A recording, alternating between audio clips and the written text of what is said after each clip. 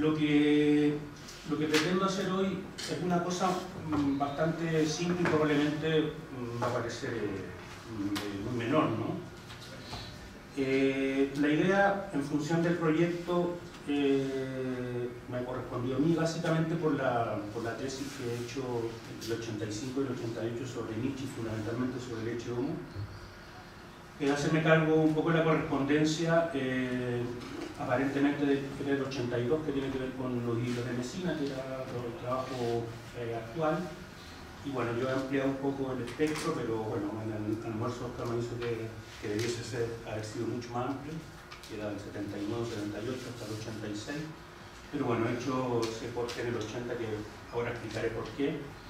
Y básicamente, para darle un nombre a esa recopilación de cartas, básicamente le he dado el nombre de que es la relación entre la soledad y la creación poética, la creación de la poesía, etc. Y en el fondo, cómo en la correspondencia de Nietzsche va a aparecer esta cuestión, ¿no? Quisiera adelantar que este periodo entre el 80 y el 86, para mí, viene a ser un momento bien importante, pero que se refrenda de otra manera, y hoy en la mañana Kilian lo ha planteado muy bien, me parece a mí, cuando hace referencia al Ecce Homo como un texto fundamental, me parece a mí. Él lo hacía en función de los dithyrambos. Yo pienso que Ecce Homo es básicamente el iluminador de toda la obra de Nietzsche, ¿no? Y los que me conocen de los años que hice la tesis acá ya lo sabrán, y no voy a volver a apuntar aquello, solamente recordarles, ¿no? Entonces, voy a hacer al final una suerte de enganche con ese periodo que va del 85, 86 hacia el 88, para que de algún modo quede claro lo que estoy tratando de pensar sobre esto, ¿no? Entonces, básicamente lo siguiente, ¿no? Yo tengo la sensación que hay un problema complejo en este proyecto, ¿no? Y que tiene que ver con tres cuestiones fundamentales, o dos, según lo veamos, ¿no? La primera, que tiene que ver con la traducción de la poesía. La pregunta es si poesía es lo mismo que pensamiento poético, poetizar es lo mismo que hacer poesía, escribir poesía en términos métricos o como fuese, digamos, es lo mismo o es tan importante en Nietzsche, etc. Todos esos son problemas que hay que resolver, digamos. Yo creo que no están resueltos, y me imagino que el proyecto mismo, de algún modo, básicamente por las decisiones, ¿no? Las decisiones editoriales, digamos, por así decirlo, se tienen que tomar decisiones, digamos. Pero la cuestión en el fondo es que plantea un asunto central, ¿no? Es ese. Y lo segundo es el gran problema que aquí o sea, yo sé que está resuelto y no voy a volver sobre él, pero es la famosa pregunta si el Zaratustra es poesía en Nietzsche, ¿no? Lo digo porque finalmente el Zaratustra se escribe entre el 82, 83, 84, que es justamente este periodo, después de la ciencia jovial, después de lo idilio. Entonces es bien importante la mutación, por así decirlo, de escritura nietzscheana, ¿no? Entonces, entiendo que se ha decidido no hacer la traducción de Zaratustra por decisiones, digamos, del equipo, que yo respeto y me parecen centrales, digamos, pero no puedo no decir que ese es un tema a discutir, digamos, en términos filosóficos generales, no del proyecto, ¿no? En el sentido que ahí yo creo que se juegan cuestiones que van a marcar toda la filosofía de Nietzsche, en términos de lo que significaría una prosa poética, o la cuestión más general, que es la cuestión del estilo, ¿no? Básicamente Nietzsche, que ahí se juegan de manera importante. A los que estuvieron en la mañana, Kilian hace la referencia de que los dithyrambos efectivamente fueron producidos intelectualmente justo en el periodo del Zaratustra, ¿no? Y que después los intenta modificar. Pero ya hay un dato importante, que entre el 80 y el 86 el elemento poético, si lo entendemos así, se juega en mayor medida que el último periodo. Pero el último periodo no significa que no sea poético, y es más o menos el punto el cual quisiese atender, ¿no? Entonces, las preguntas generales, obviamente, del proyecto y del asunto que estamos tratando sería la siguiente. Esta intervención es más bien una suerte de estado de avance, ¿no? Por así decirlo, de la investigación, más que un artículo o una ponencia cerrada, ¿no? Por lo tanto, hay elementos que están ahí trabajando. La pregunta, obviamente, es si el pensamiento de Nietzsche es poético. Se distingue claramente Nietzsche poesía y filosofía. Se puede hablar de dos formas literarias distintas, o ya las formas literarias ya están borradas, finalmente, como frontera en el pensamiento de Nietzsche. es si la poesía de Nietzsche sobrepasa la cuestión literaria y se transforma en un problema del pensamiento, que es más o menos lo que entiendo que Oscar de algún modo pretende establecer aquí en su presentación, ¿no? La representación, la ficción, sería un modo de acceder a la realidad, y lo obvio que uno dice, en la poesía eso está en juego, pero en cierta poesía de Nietzsche parece, porque precisamente los filólogos, les digo filólogos para no nombrarlo a uno que suena muy feo, son filólogos, ¿no? Los ponentes de la mañana, del segundo grupo, dejan claro que hay algunos que hay que, o sea, nos tomamos en serio un poco algunos y otros no, o sea, cómo nos relacionamos con la poesía de Nietzsche y qué poesía de Nietzsche podríamos decir es filosófica. Por lo tanto, nos traemos a una pregunta que es obvia, y voy a hacer una idiotez, digamos, pero es nuevamente la pregunta: ¿qué es filosofía? Finalmente, Nietzsche permanentemente nos está presionando a la pregunta: ¿qué es lo que es filosofía? Cuando decimos filosofía de la poesía, si decimos filosofía y poesía, ya tenemos de algún modo un problema. ¿Cómo estamos entendiendo la filosofía? En ciertos lugares la filosofía es esto mismo, la filosofía es escolástica moderna, e inclusive podríamos hablar hoy día de escolástica contemporánea, ¿no?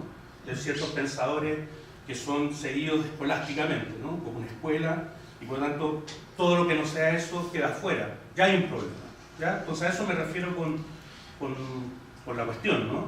Y finalmente, si la poesía es un problema filosófico en el propio Nietzsche, como discursivamente hablando, que es un poco lo que Carlos planteaba hoy, ¿no? Si en lo idilio efectivamente hay una referencia al quehacer poético de la misma poesía, como un ejercicio sobre sí mismo, ¿no? Me gustaría, para iniciar esto, o sea, iniciarlo en el sentido de hacer la referencia, que tengan a la vista el famoso, ya creo yo, no sé, me imagino que será famoso, por lo menos para aquí, un pasaje de Ecce Homo, cuando Nietzsche en lo que Sarah Kaufmann llama los hijos de Nietzsche, es decir, cuando Nietzsche habla de sus propios libros, en el apartado 3 sobre el proceso de creación de Así habla Zaratustra, habla del concepto de inspiración, ¿no? Es un famoso, lo voy a leer un poco largo, pero bueno, yo creo que es importante, me interesa que lo tengan a la vista. Le adelanto el final y es un poco triste, pero bueno, en el fondo lo que quiero demostrar es que en Nietzsche del 88 hay una elaboración intelectual de sí mismo, poética, que de algún modo encubre todo el proceso que ocurrió, por así decirlo, en el 80-86. Se van a dar cuenta en las cartas que lo que hay en el 80-86 es solo soledad, puro esfuerzo, pura tristeza, pero que está reelaborado aquí bajo la figura de la inspiración, ¿no? Ahí hay un cambio de tono, lo cual tiene dos posibilidades. O Nietzsche es un mentiroso, en el sentido más extremo del asunto, o Nietzsche se inventa una historia, digamos, respecto de los procesos de producción. Yo creo que en el fondo ni una ni la otra, ¿no? Lo más bien tiene que ver con cómo Nietzsche va a entender al filósofo después del año 86, básicamente, cómo entiende el ejercicio filosófico desde el año 86, y ya lo diré más adelante. Dice el texto, ¿no? ¿Tiene alguien a fines del siglo XIX una noción clara de lo que los poetas de épocas más vigorosas llamaban inspiración? En caso de no ser así, lo explicaré. Por mínimo que sea el vestigio de superstición que uno albergue, apenas será capaz de rechazar, de hecho, la idea de no ser más que una mera encarnación, un mero portavoz, un mero medium de fuerzas poderosísimas. El concepto de revelación, en el sentido de que, de repente, con seguridad y precisión indecibles, se hace visible algo, se hace audible algo que lo conmueve y lo trastorna a uno en lo más profundo, describe simplemente la realidad de los hechos. Se oye, no se busca, se toma, no se pregunta quién es el que da. Un pensamiento brota fulgurante como un rayo, con necesidad, sin titubeos en cuanto a su forma. Nunca he tenido que tomar una decisión. Un arrebato cuya tremenda tensión se desahoga a veces en un torrente de lágrimas, en el que tan pronto se precipita el paso, sin querer, como se ralentiza. Un completo estar fuera de sí, con la más nítida conciencia de una infinidad de delicados temblores y estremecimientos que llegan hasta los dedos de los pies. Un abismo de felicidad en el que lo más doloroso y sombrío no opera como antítesis, sino como algo requerido, exigido, como un color necesario dentro de semejante sobreabundancia de luz. Un instinto de relaciones rítmicas que abraza un amplio espacio de formas. La longitud, la necesidad de un ritmo amplio viene a ser la medida de la pujanza de la inspiración, una especie de compensación a su presión y a su tensión. Todo ello ocurre de forma absolutamente involuntaria, como llevados en un torbellino de sentimiento de libertad, de absolutez, de poder, de divinidad. Lo más singular de todo es la involuntariedad de la imagen, del símbolo. No se tiene ya noción de lo que es imagen, de lo que es símbolo. Todo se ofrece como la expresión más cercana, la más exacta, la más sencilla. Parece en verdad, por recordar las palabras de Zaratustra, como si las cosas mismas se acercasen y se ofreciesen como símbolos. Comillas, aquí todas las cosas acuden acariciadoras a tu discurso y te halagan, pues quieren cabalgar a lomos de ti. En cada símbolo cabalgas aquí hacia cada verdad. Aquí se abren para ti las palabras y santuarios de palabras de todo ser. Todo ser quiere aquí convertirse en palabra, todo devenir quiere aprender a hablar de ti. Esta es mi experiencia de la inspiración.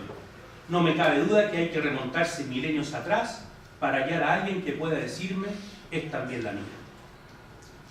Y termina, ¿no? Disculpen la extensión y la declamación.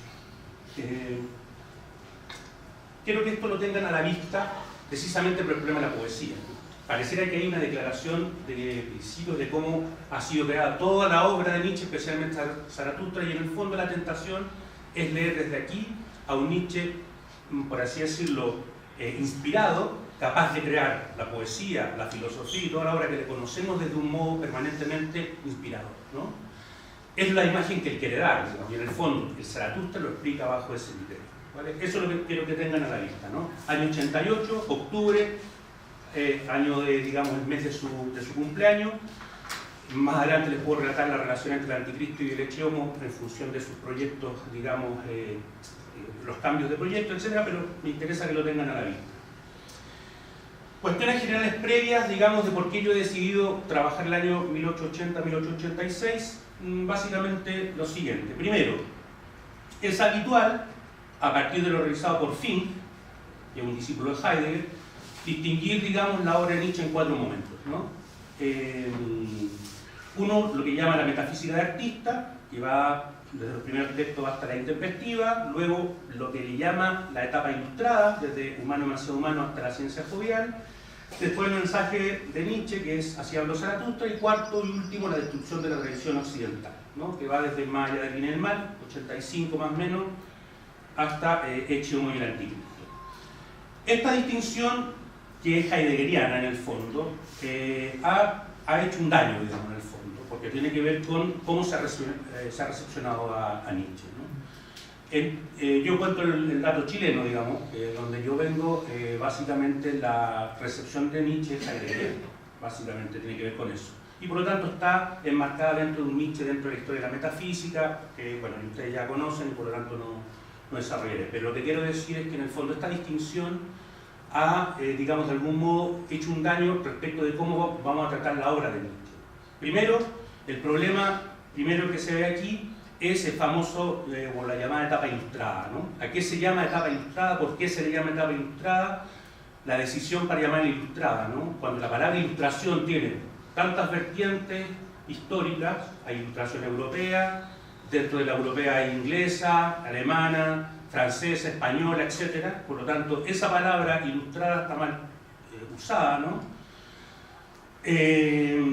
También la llaman época de transición, por lo tanto, lo peor que puede pasar es ponerle a una etapa de transición, porque es imposible determinarla, digamos. Lo de la transición es decir, no sabemos nada de ella, por lo tanto, ahí hay una fuerza, digamos, implicada sobre ella que no corresponde.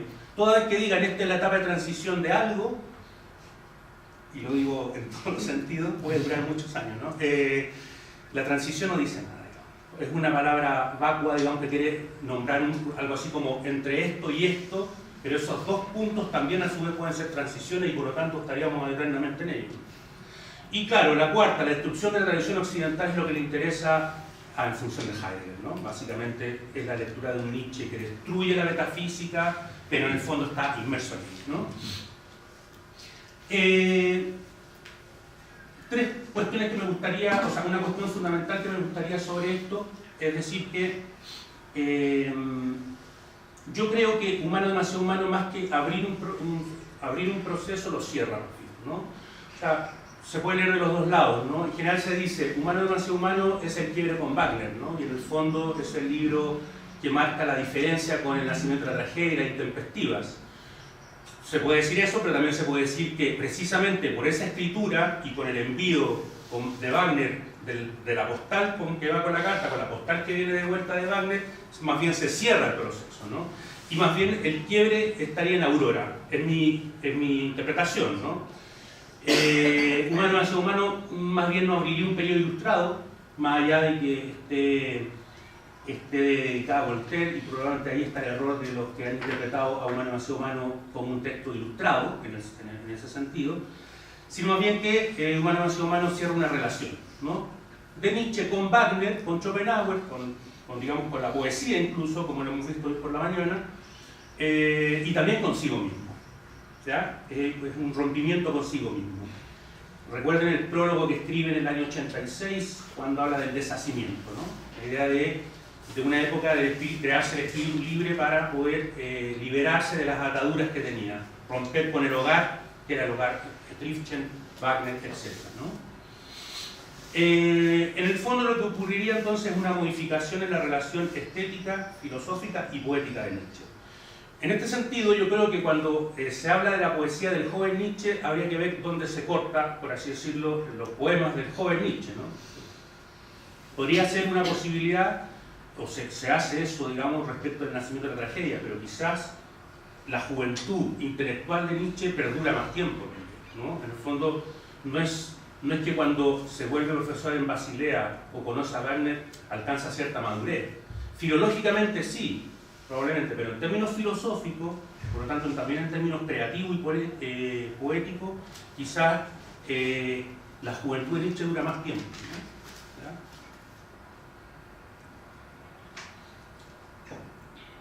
Se modifica entonces su relación poética, por ejemplo, en relación al romanticismo y también en relación a la poesía de Hölderlin y Byron, ¿ya?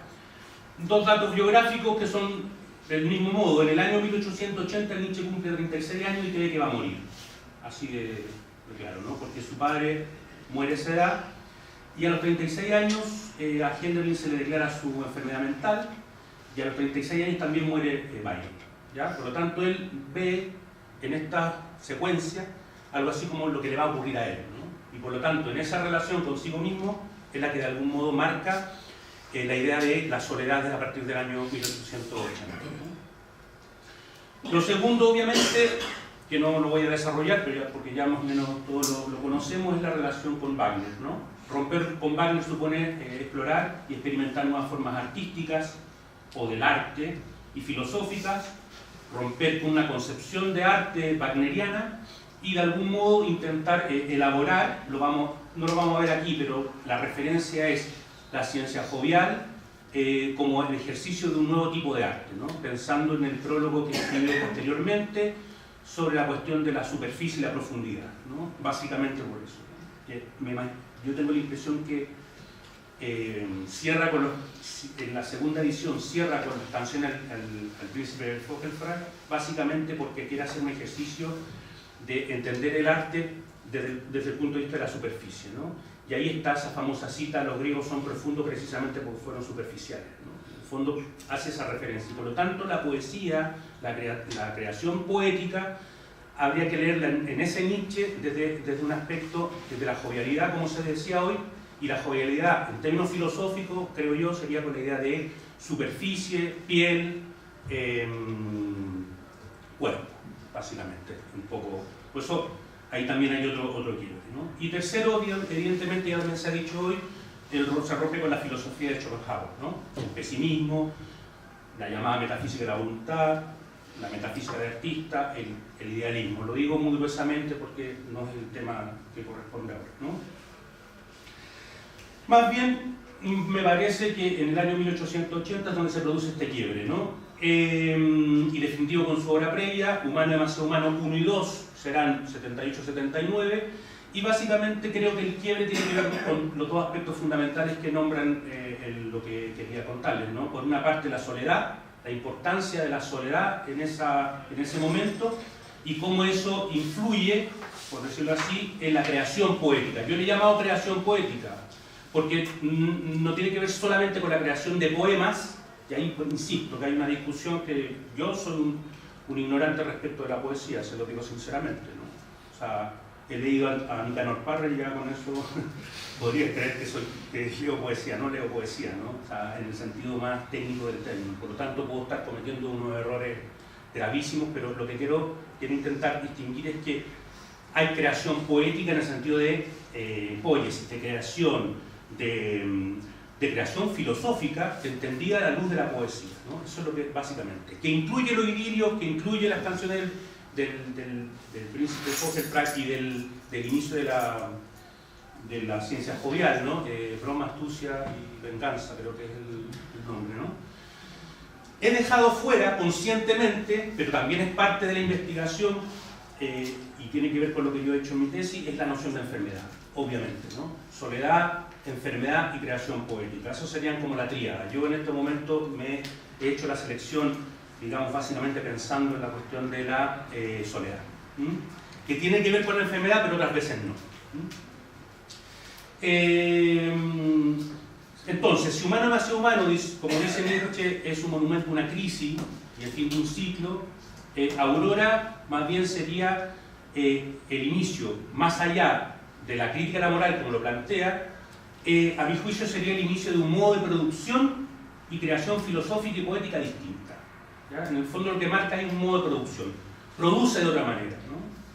Si bien Nietzsche camina, como cuando producía Humano demasiado humano, caminaba mucho, tomaba sus apuntes, las necesidades de las 8 horas de caminata, etc. En Aurora, o en la producción de Aurora, que en el año 80, la referencia es distinta. La referencia es Génova y la buhardilla. ¿Ya? Básicamente el trabajo en una buhardilla en el encierro, ¿no? Dice Nietzsche en una tarjeta postal de octubre del año 80 a Paul Ry, ¿no? Quizá, queridísimo amigo, usted ha vuelto a casa y se ha salvado a sí mismo y a su filosofía de los peligros del mar y del americanismo. Pienso en usted con verdadera nostalgia y sin ninguna esperanza de aplacarla, pues he tenido que refugiarme de nuevo en el sur y esta vez, como me he prometido a mí mismo, por más tiempo. La soledad, la perfecta soledad, se revela en mí de manera cada vez más clara, no solo como receta, sino también como pasión natural. Y tenemos que fabricar el estado en el que podamos crear lo mejor de lo que somos capaces y, para ello, estar dispuestos a hacer muchos sacrificios. Pero para una persona tan solitaria, el amigo es un pensamiento más delicioso que el gentío de él. ¿Ya? O sea, en el fondo vemos que hay una decisión de la soledad. Y eso es importante. Vamos a ver que en las cartas entre el año 80 y 82, fundamentalmente, está la decisión de una soledad querida, deseada. Pero después del caso Lu, aparece una soledad que ya no es querida, de algún modo, es más bien sufrida, pero al mismo tiempo permite entender el momento de creación de Así habló Zaratustra. Por lo tanto, tiene una ambigüedad eso, ¿no? O sea, el no querer estar solo no significa que haya afectado a no crear, sino que es la imagen esta del Zaratustra descendiendo, ¿no? En el fondo es la idea del mensaje. A Kesselit, ¿no? Disculpe la pronunciación, que no, mi alemán es malísimo. El 24 de noviembre de 1880. Querido amigo, le mando volando una postal solo para decirle lo que siento intensamente en este momento. Creo que usted y yo estamos en el buen camino. Soledad y rigor con nosotros mismos ante nuestro propio tribunal. No prestar ya oídos a otros, modelos o maestros.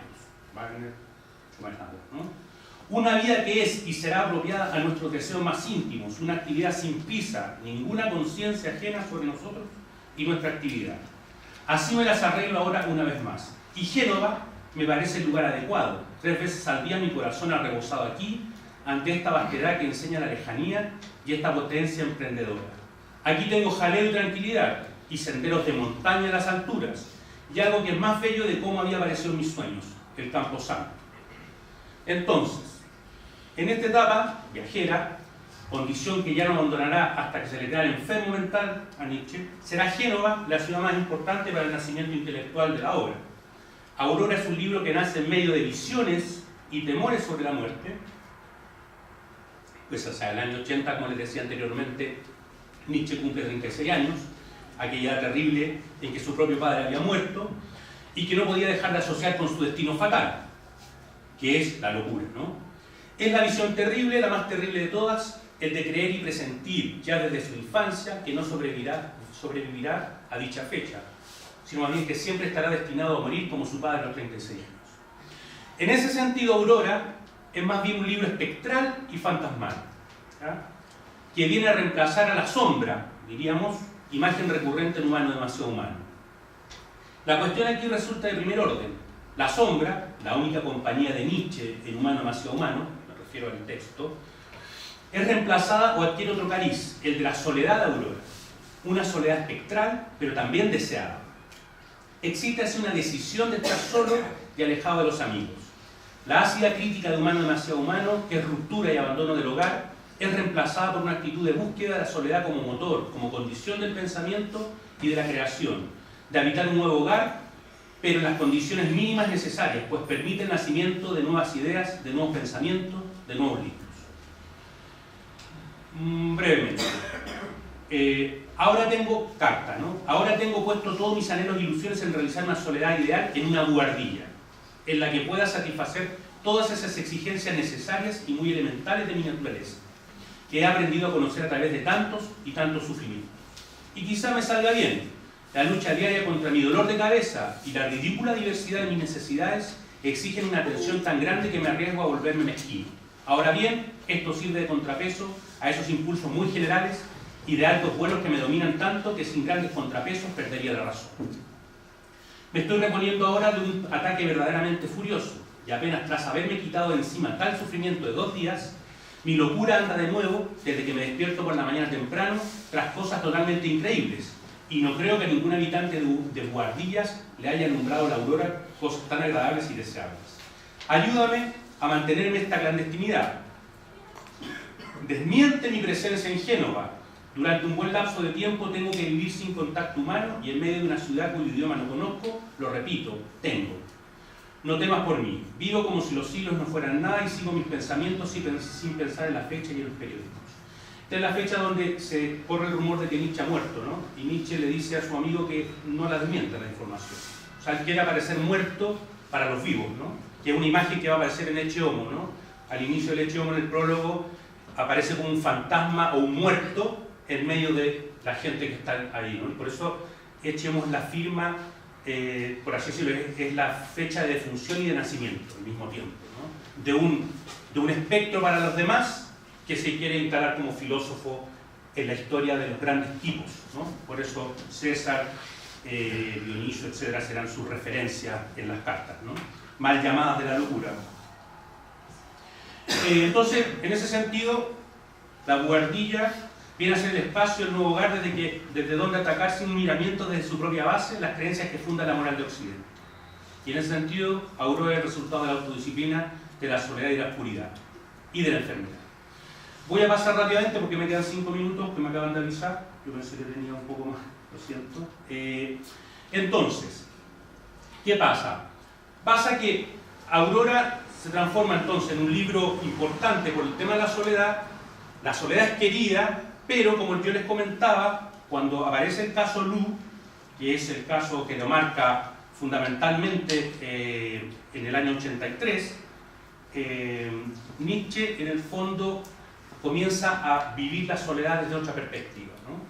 Y en el fondo la soledad se transforma como un peso, como algo que le molesta, ¿no? El 20 de diciembre, no miento, esta es otra carta. El 16...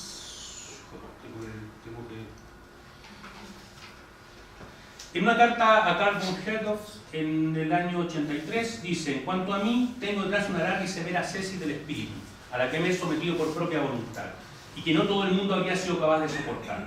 Bajo este aspecto, los últimos 6 años han sido aquellos los que más he tenido que sobreponerme a mí mismo, y digo esto sin tener en cuenta lo que he pasado para poder superar la mala salud, la soledad, la incomprensión y la difamación. Sea como sea, también he conseguido superar esta etapa de mi vida y lo que me queda aún por vivir. Pienso que poco me servirá para expresar, completa y plenamente, las cosas gracias a las cuales he conseguido soportar la vida. El tiempo del silencio ha terminado. Deseo que mi Zaratustra, que debe haber sido enviado en estas últimas semanas, te descubro hasta qué alturas ha volado mi voluntad. Y a continuación se ha nombrado en una carta anteriores, en las anteriores presentaciones, la idea de que el Zaratustra está a la altura de Goethe y de Lutero, ¿no? Como en el fondo dice, hay algo que a ti, como homo literatus, no puedo dejar de confesarte. Con este Zaratustra creo haber conducido la lengua alemana a su perfección. Después de Lutero y Goethe, quedaba por dar el tercer paso. Mira tú mismo, viejo compañero del alma, si se ha dado alguna vez en nuestra lengua una combinación parecida de fuerza, maleabilidad y musicalidad. Lee a Goethe después de leer una página de mi libro y te darás cuenta de que ese carácter ondulante típico de Goethe como dibujante tampoco era ajeno al escultor del lenguaje.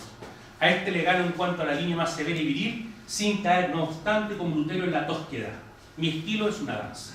Lo detengo.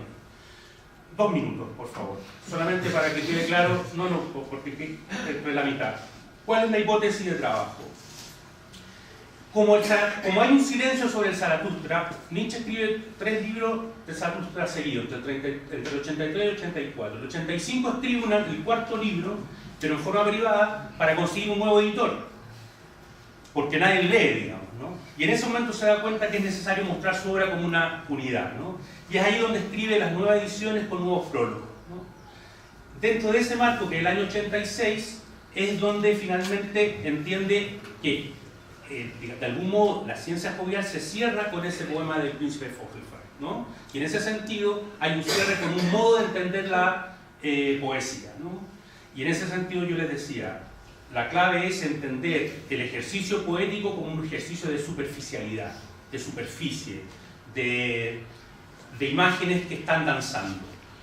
Finalmente, en el año 88, lo que pasará, como lo decía Kilian por la mañana, Nietzsche de algún modo tiene la necesidad de autopresentarse ante el público que va a leer el Anticristo, que viene a ser la obra que él consideraba ser censurada, ¿no? Y en esa presentación lo que se produce es como una suerte de autoelaboración poética de sí mismo, ¿no? Una suerte de representación poética de su vida, y en ese sentido esta idea de la inspiración, la manía de la creación, habría que entenderla como un elemento de autogestión, por decirlo así, de autopresentación respecto de la creación poética.